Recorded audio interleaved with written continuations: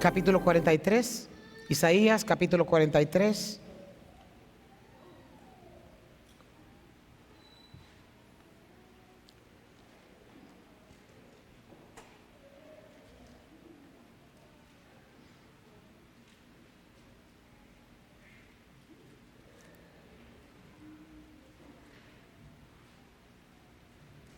Saben que, antes de leer,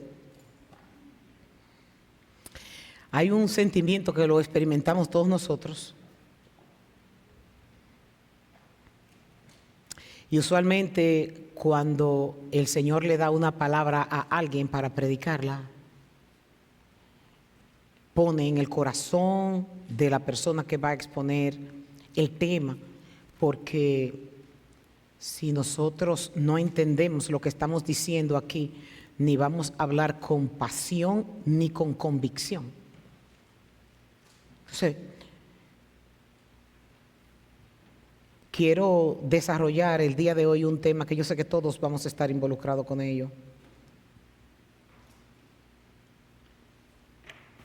Isaías 43, versículo 13 dice: aún antes que hubiera día, yo era, y no hay quien de mi mano libre. Lo que hago yo, ¿quién lo estorbará? Señor, en el nombre de Jesús, en esta tarde, nosotros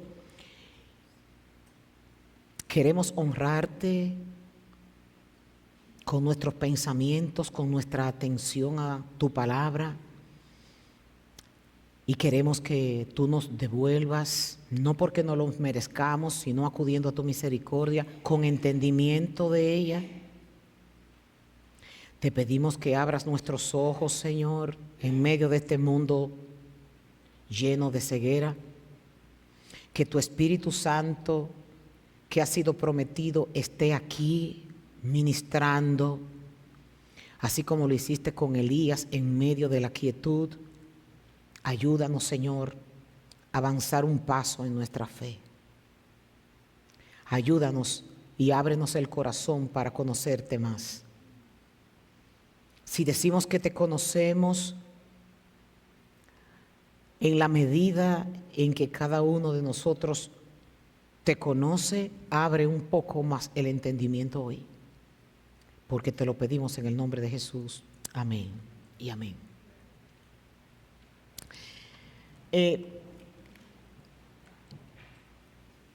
Decía que hay circunstancias por las que, independientemente del nivel de fe en el que nosotros estemos, todos, hasta el más pequeño que está aquí, ha experimentado lo que es el temor. Todos hemos pasado por tiempos donde el temor inunda nuestras mentes y ese temor ha hecho que nosotros eclipsemos la manera en la que Dios es y nos pone en una condición que nos neutraliza.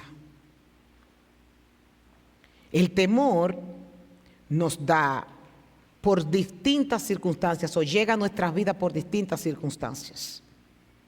Nos da temor perder la salud. Nos da temor perder al cónyuge, al esposo o a la esposa. Nos da temor perder un hijo o una hija, un pariente que amamos. Nos da temor perder el trabajo. Nos da temor el perder nuestros ahorros. Nos da temor recibir malas noticias. En conclusión, nos da temor perder lo que tenemos.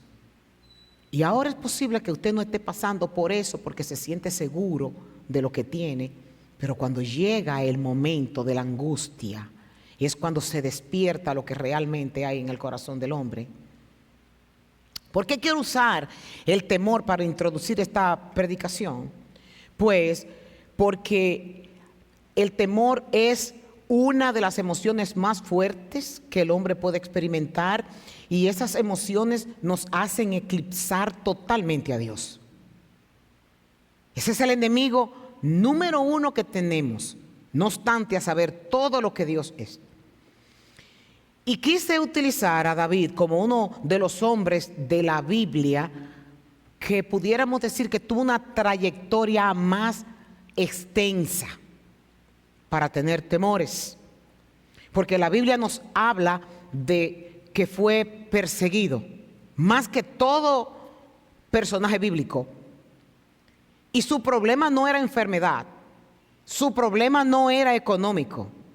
Su temor, aunque tuvo problemas económicos, su temor está fundamentado en algo que cualquiera pudiera sentirlo, que era el temor a que lo mataran.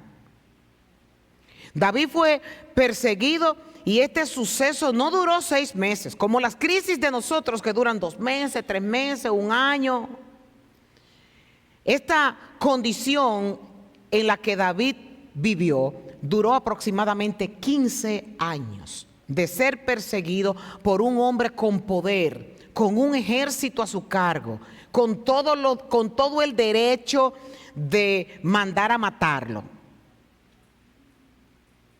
Hasta tuvo que llevar a sus padres, nos dice Primera de Samuel, ante el rey de Moab para que estuvieran seguros sus padres y sus hermanos mientras David estaba huyendo por su vida.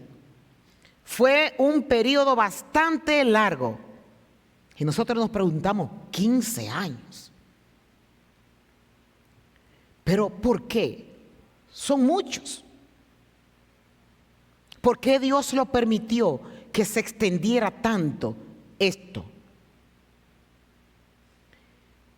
Porque si Dios sabía que David iba a ser el rey de Israel e incluso había sido hasta ungido, tuvo que pasar por ese proceso tan aterrador de tantas veces ver su vida al filo de la muerte, de haberlo perdido todo a causa de un maniático que quería quitarlo del medio, siendo él inocente.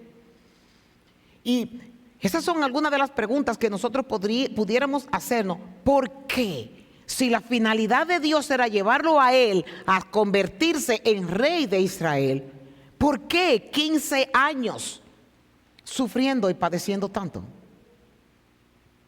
Nos encontramos en Juan capítulo 11 con un suceso donde podemos tener una pincelada de cómo Dios obra.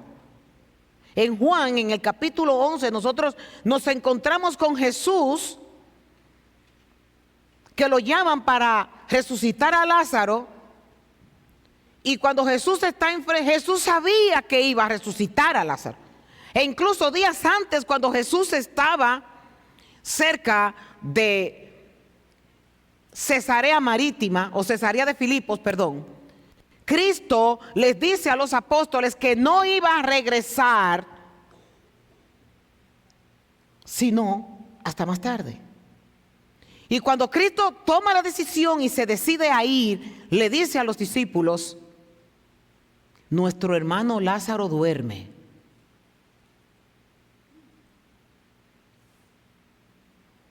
Cuando Cristo va a Betania y resucita a Lázaro, Él dice, cuando Lázaro se levanta y es resucitado: yo sabía que siempre me oyes, pero lo dije a causa de la multitud que está alrededor, para que crean que tú me enviaste.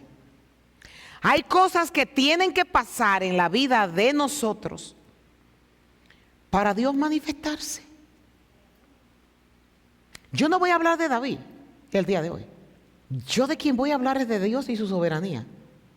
Quise usar a David como introducción para que nosotros pudiéramos tener un punto de partida y poder conocer el carácter de Dios.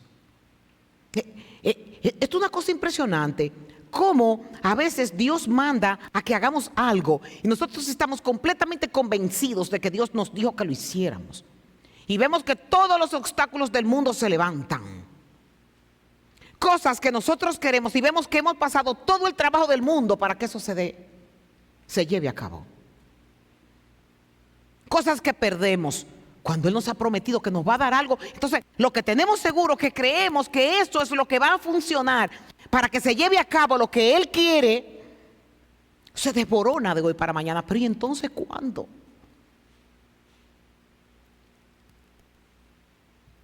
Me impresiona lo que David conocía acerca de Dios.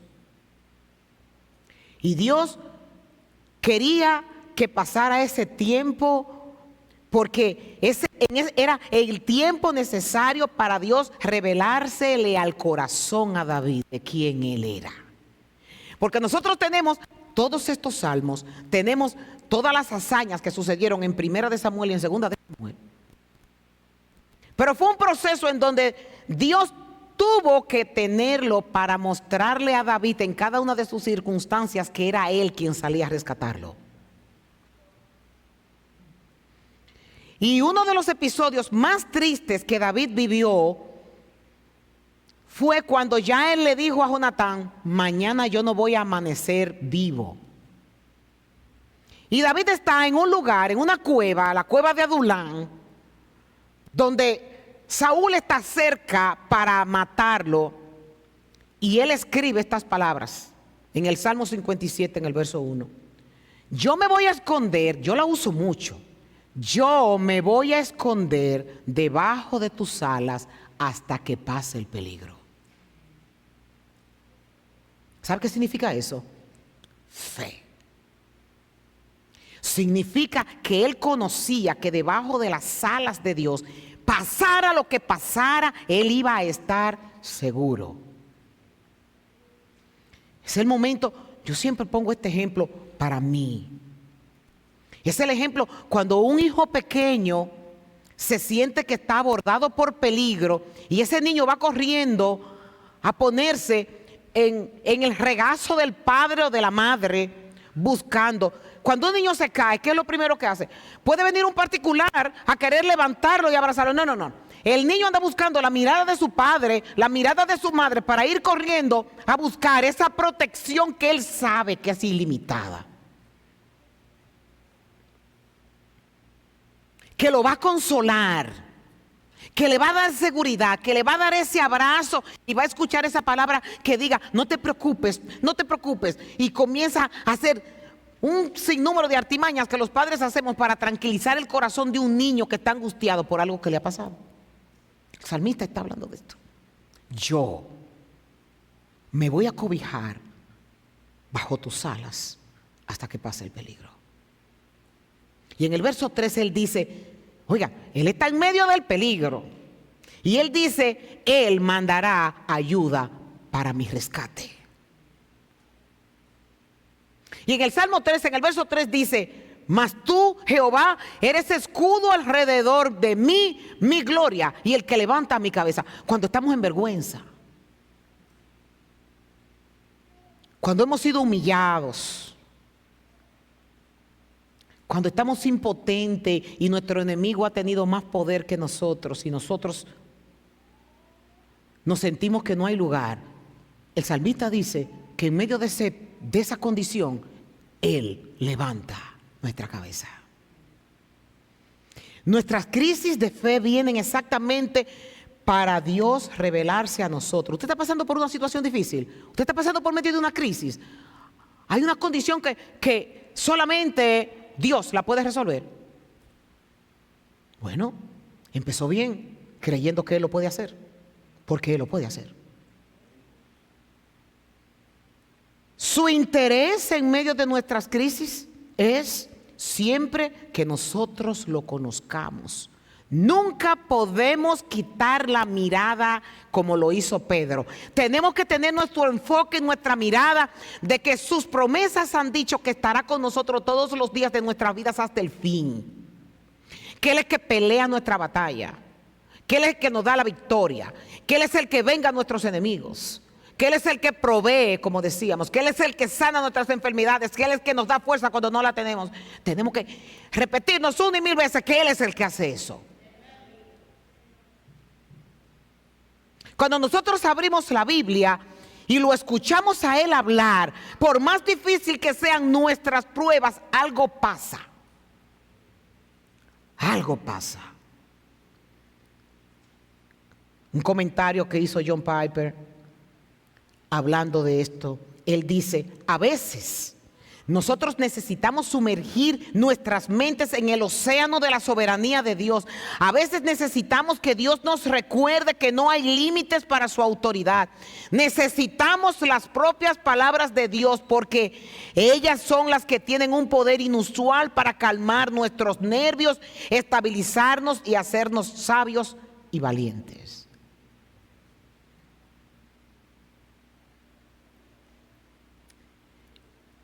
Cuando Dios habla, nuestros corazones tiemblan. Él mismo habla de sus credenciales. Y Él dice, antes que hubiera día, yo era.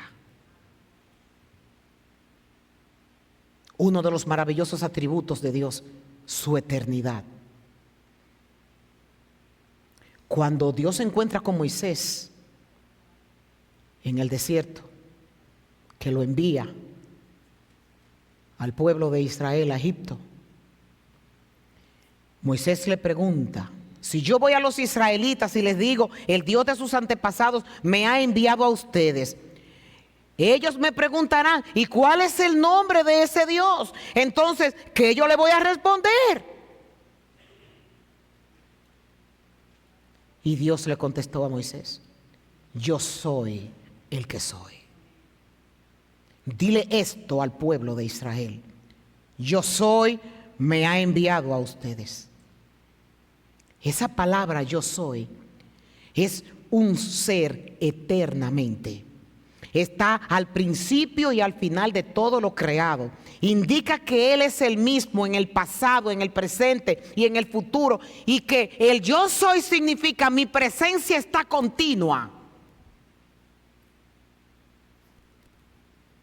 Moisés en el Salmo 90 dice que antes de que los montes fueran engendrados y naciera la tierra y el mundo, desde la eternidad y hasta la eternidad, tú eres Dios. Dios no tiene ni principio ni fin, y de generación en generación Él es Dios, dice el salmista.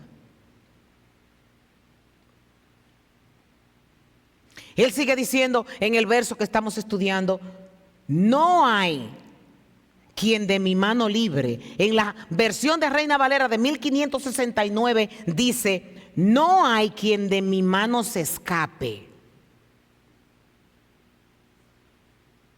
Algunos quisieron escapar. Jonás quiso escapar. Saúl, cuando iba a ser coronado, se escapó y Dios le dijo a Samuel, busquen lo que está escondido. Y Dios le dijo dónde él estaba escondido. Elías quiso escapar. Se metió en una cueva donde nadie sabía que Elías estaba ahí. La Biblia nos dice que Elías dejó a su siervo y se fue al monte Oré, al monte de Dios, dice la Biblia. Solo Dios sabía que él estaba ahí. Y le dijo, Elías, ¿qué haces ahí? Sal de la cueva. Jeremías, en el capítulo 20 del verso 7 al 9 dice, mire, Dios envió a Jeremías a predicar. Y hubo un momento en donde Jeremías había recibido tantos golpes que él no quería seguir. Jeremías quiso tirar la toalla y decirle a Dios, yo no voy a predicar más tu palabra. Y es una manera maravillosa como él le habla a Dios y le dice, Señor, tú me engañaste. Y yo me dejé engañar. Eres más fuerte que yo y me dominaste. Ahora soy objeto de burla de todos los días. Todos se ríen de mí. Cuando hablo, cuando él habla me brotan las palabras. Lo que Jeremías está diciendo aquí, yo no digo lo que quiero, yo digo lo que tú dices que tengo que decir. Yo no quiero decirlo porque cuando abro mi boca hablo de tus juicios y lo que hago es buscar enemistad con todos los que están en mi entorno. No quiero. Se burlan de mí, mis enemigos se mofan de mí.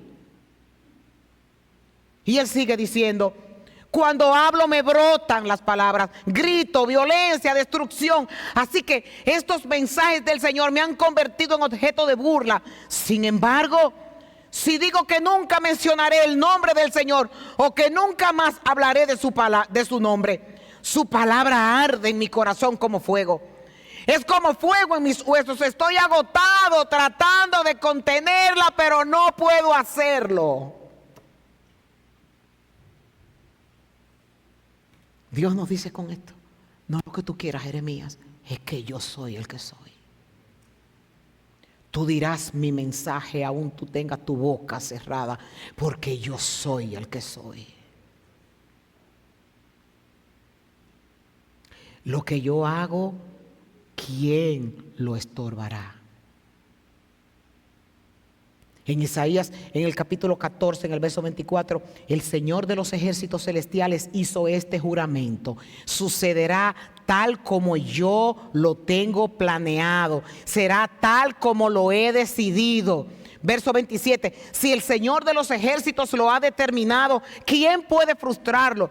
Número 23, 19, Dios no es hombre, por lo tanto no miente. Él no es humano, por lo tanto no cambia de parecer. ¿Acaso alguna vez habló sin actuar? ¿Alguna vez prometió sin cumplir? Nuestras crisis de fe vienen por no entender que Él es el todopoderoso, el todo suficiente, que no hay nada ni nadie creado que pueda igualarse a Dios. Todos los dioses falsos que se adoran dan falsa seguridad. Llega un momento en donde se desploma. Las riquezas, que es un Dios, llegará un momento en donde se desplomará. Es más, nos vamos a desplomar nosotros mismos porque polvo somos. Pero de generación en generación hemos visto que cada hombre y mujer que Dios ha levantado desde que creó la humanidad ha estado hablando de su grandeza, de su poder y de su soberanía. Este mensaje para mí fue inspirado estudiando el libro de los Reyes. En el libro de los Reyes hubieron sentencias que Dios dio de que sus descendencias se iban a exterminar de la faz de la tierra por haber hecho lo malo delante de Él. Joroboam fue el primer rey de Israel cuando el reino se dividió. Y dice que creó 2 becerros de oro en donde llevó a Israel a pecar, a que adoraran esos becerros de oro y un sinnúmero de cosas más él hizo para apartar a las 10 tribus de lo que Dios había determinado que se hiciera. Y hubo un profeta que Dios envió que le dijo, voy a destituir tu casa, la voy a borrar de la faz de la tierra. Y después de eso dio sentencia ante otro rey de Israel. Se llamaba Baasa. Baasa, dice la Biblia, que hizo lo malo igual que Jeroboam su padre y llevó al pueblo de Israel a cometer los mismos pecados que él cometió. Y Dios le dijo, voy a exterminar tu casa. Y lo que a mí realmente me conmovió es que se levantó un comandante llamado Sinri, y ese comandante aprovechó el momento para matar a un descendiente del rey Baasa, que era el último un descendiente que tenía su hijo que estaba coronado. Y la Biblia nos cuenta que cuando lo mató, dice que estaba borracho, que estaba en la casa de uno de sus mayordomos, y cuando lo mató, se entronó y se coronó él mismo. Nos cuentan las escrituras que el ejército de Israel estaba peleando por otro lado y que cuando se enteró lo que había hecho Sinri, llegaron y lo mataron a él también. Duró 7 días reinando. Y lo que a mí me calcomió el corazón fue ver que Dios levantó un corazón perverso para que su voluntad fuera cumplida. Cuando Zimri cogió el poder, en 7 días mató todos los descendientes del rey Baasa, para que ninguno lo pudiera suceder en el trono. Y vemos qué maldad hizo. Pero la voluntad de Dios estaba en que por su desobediencia toda su generación iba a ser destituida de la faz de la tierra. Y yo decía, Dios mío, me hizo un paralelo con Judas, que muchas veces hay personas que quieren criticar la traición de Judas como que Dios había hecho algo injusto condenando a Judas. Y la Biblia nos dice claramente que fue del corazón de Judas por su avaricia que traicionó al maestro. Dios lo que hace es que utiliza corazones que están dañados para sus propósitos, pero no los daña a él, el corazón está dañado. Y me cautivó el ver que esta generación completa, Dios usó este hombre que duró 7 días reinando para cumplir el propósito de Dios. Y yo decía, wow. No hay nada imposible para Dios. Nada.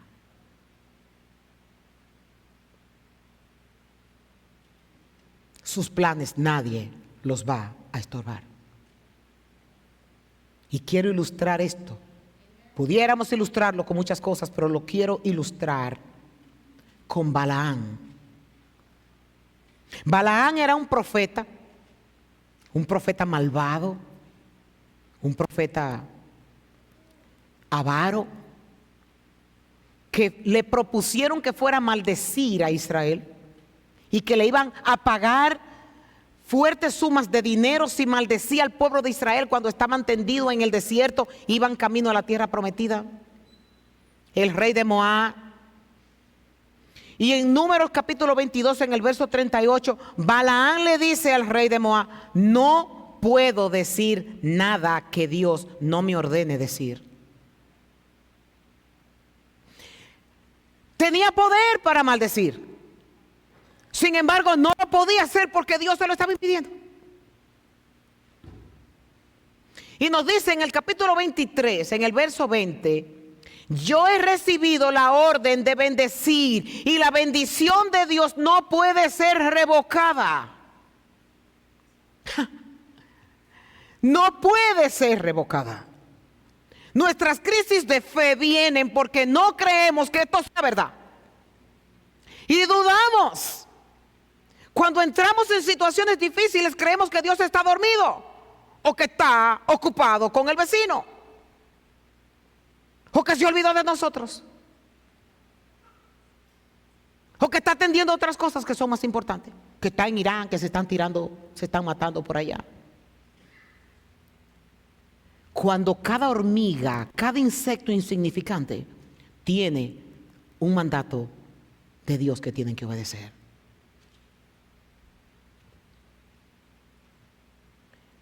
Y miren esto, lo que le dice Balaán en el capítulo 23. Contra Jacob, contra los hijos de Dios, contra los que son redimidos con la sangre de Jesucristo, nada puede la brujería.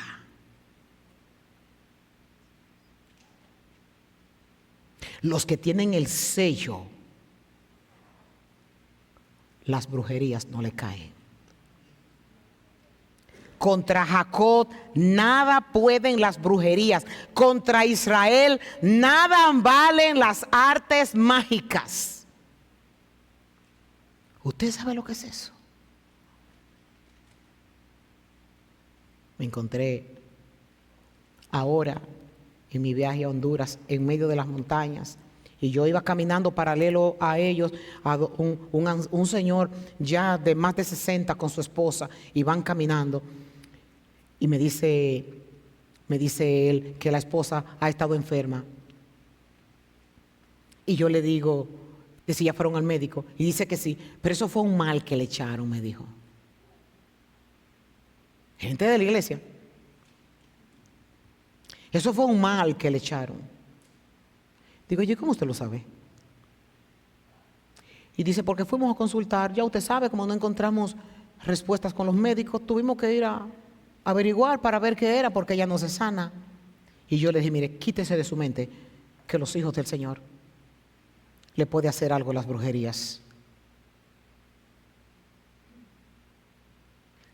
Si te asedian los enemigos, Dios te dice, yo mismo pelearé las batallas por ustedes, solo quédense tranquilos. Toda autoridad del universo le pertenece. Dice él mismo, porque no hay autoridad sino mía, y las que existen por mí son constituidas. Ninguna autoridad tendrías sobre mi hijo si no te hubiera dado, si no te lo hubiera dado yo. Hace lo que desea y lo que planea. Todo cuanto quiero lo hago en los cielos, en la tierra, en los mares y en todos los abismos. Salmo 135, 6. Yo obro todas las cosas conforme al consejo de mi voluntad. Efesios 1, 11. Porque yo soy Dios y no hay otro. Yo soy Dios y no hay ninguno como yo, que declaro el fin desde el principio y desde la antigüedad, lo que ha sido, lo que no ha sido hecho. Yo digo, mi propósito será establecido y todo lo que quiero realizaré.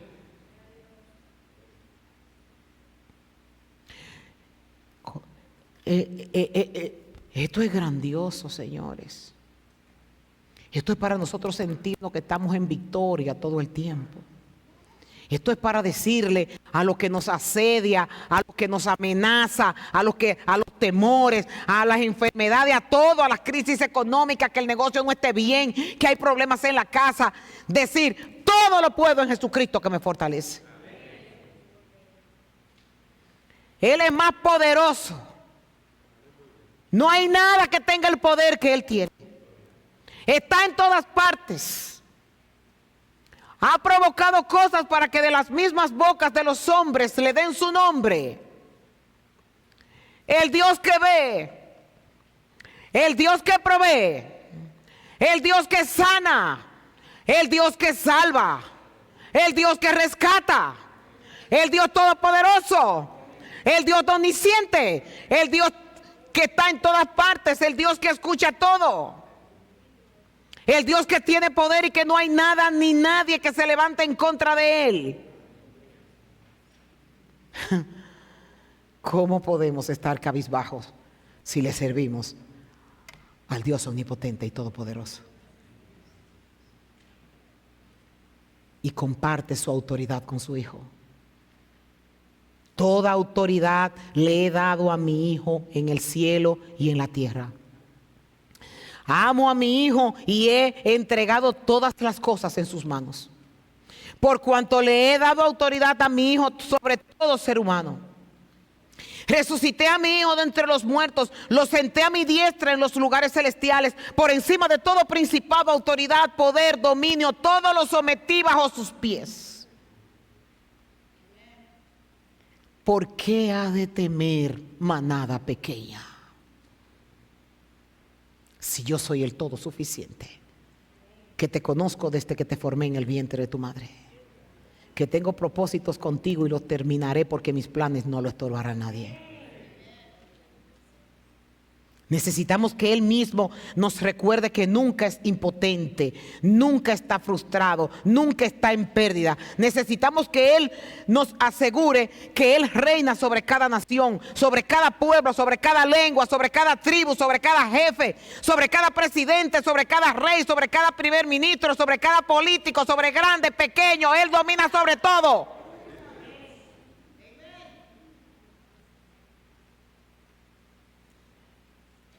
Teniendo un Dios como este, no nos hace falta nada. Teniendo un Dios como este, que pelea nuestras batallas, no necesitamos ningún ser humano, porque Él todo lo hace. Yo quise en el día de hoy exaltar su grandeza, exaltar su poder. A la iglesia se le ha olvidado y cree que sirve a un diosito. Nosotros servimos a un Dios todopoderoso, pero el desfile más hermoso que se puede mencionar de todos estos atributos es esa misericordia que tuvo, de que se encarnó en un simple mortal para venir a morir como un pecador, para venir a tomar el castigo que nos merecíamos nosotros, para venir y darnos esperanzas, para venir y perdonar nuestros pecados, pecados que nosotros no le pedimos que nos perdonara, para darnos una senda que nos conduzca directamente a Él y nosotros ser libres del pecado y poder decir que en Cristo tenemos ganancia. El poder decir que en este preciso momento nosotros podemos partir de esta tierra y nos encontraremos cara a cara con Cristo coronado. ¿Qué más despliegue de amor y de bondad nosotros podemos recibir? Somos más que vencedores por medio de aquel que dio su vida por nosotros. Vamos a ponernos de pie y vamos a orar.